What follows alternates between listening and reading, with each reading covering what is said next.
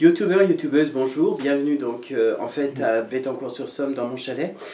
Donc vous pouvez me joindre au 07 70 01 32 65. Vous pouvez prendre rendez-vous directement en ligne pour mes cabinets donc de Bettencourt et de Paris via doctolib.fr. Voilà, donc aujourd'hui ce que je voudrais aborder c'est la violence faite aux femmes.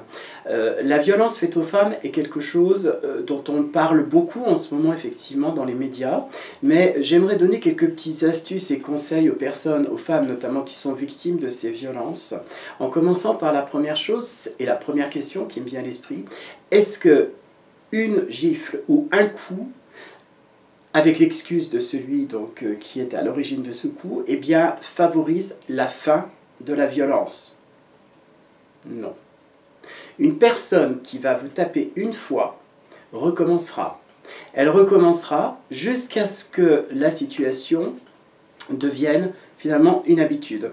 On va donner une gifle en disant « Oh là là, excuse-moi, je ne l'ai pas fait exprès ». Il va y avoir ce que j'appelle la période lune de miel, avec des fleurs, des offrandes, etc., pour faire croire que les choses vont s'améliorer. Mais ne tombez pas dans le piège. La violence, dès qu'elle commence, il faut impérativement s'en sortir de manière immédiate. Chaque violence, c'est en fait prendre un individu et l'humilier. C'est de l'annihilation de la personne et de son individualité et de sa personnalité. Il n'y a pas et il n'y aura jamais qu'une seule violence, qu'une seule fois dans un couple. La violence, elle commence toujours de la même façon. Elle est, pour moi, inadmissible. On doit le respect du corps, on doit le respect de l'individu, on doit le respect de ce que l'on a mis en place. Et la violence, pour moi, n'est rien d'autre que l'expression d'une lâcheté dont les victimes font les frais. Encore une fois, pour une femme qui se fait battre, l'histoire de glisser dans les escaliers, ça, il faut un petit peu arrêter. L'œil au beurre noir avec « j'ai pris la porte dans la figure », il faut arrêter de le faire. Mais surtout, il ne faut pas culpabiliser par rapport à cette violence. Parce que toute forme de violence, comme je l'ai dit, doit être dénoncée. On ne peut pas laisser la violence s'installer sans avoir à réagir. Effectivement, aujourd'hui, il y a une multitude d'associations, une multitude de possibilités de pouvoir finalement traverser ces violences en étant accompagné.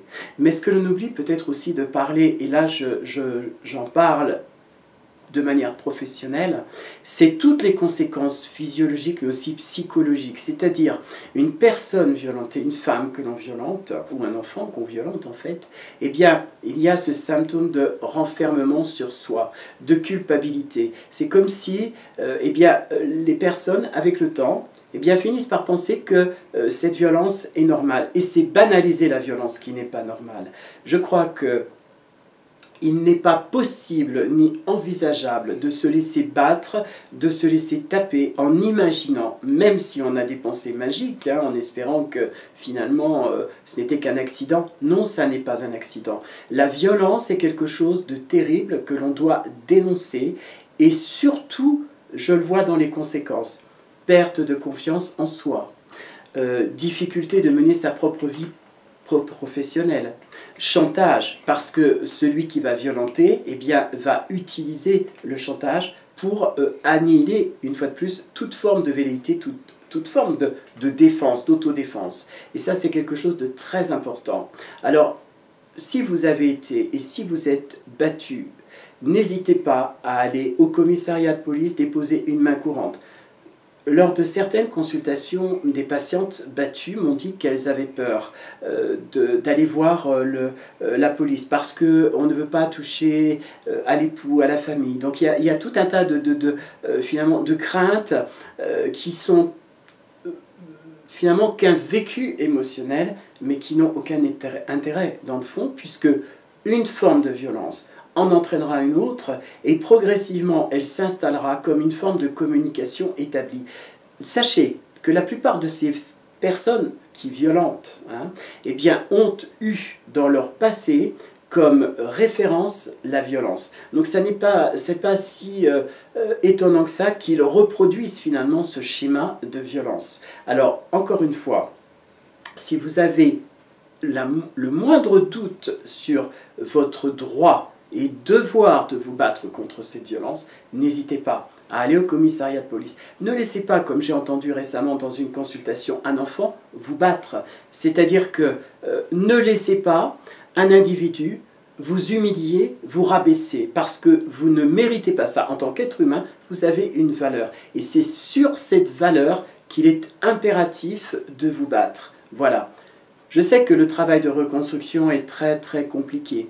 Il peut y avoir des périodes finalement où la situation nous conduit à vouloir accepter parce que ça n'est pas de la faute de l'autre, etc., de se remettre en cause. Ne tombez pas dans ce piège. Chaque forme de violence est une aberration, je le répète, qu'il faut absolument et impérativement combattre. Et vous le verrez dans le travail en termes de sophrologie, eh bien que le corps, lui, ne va plus forcément comprendre. Je pense aussi à ces personnes violentées qui finissent par être totalement renfermées sur elles-mêmes, isolées. Alors il faut briser cette espèce de lien d'isolement pour pouvoir enfin en parler et pour pouvoir vous sortir de cette situation. Les portes de mon cabinet sont ouvertes. Voilà, je vous attends si vous désirez en parler. Merci pour m'avoir écouté. N'oubliez pas que je vous reçois donc à Paris, mais aussi à Bettencourt-sur-Somme, le week-end, Paris la semaine, Doctolib, mon site web. Merci de m'avoir écouté. J'attends vos témoignages. À tous, merci. À très très bientôt. Ciao, ciao.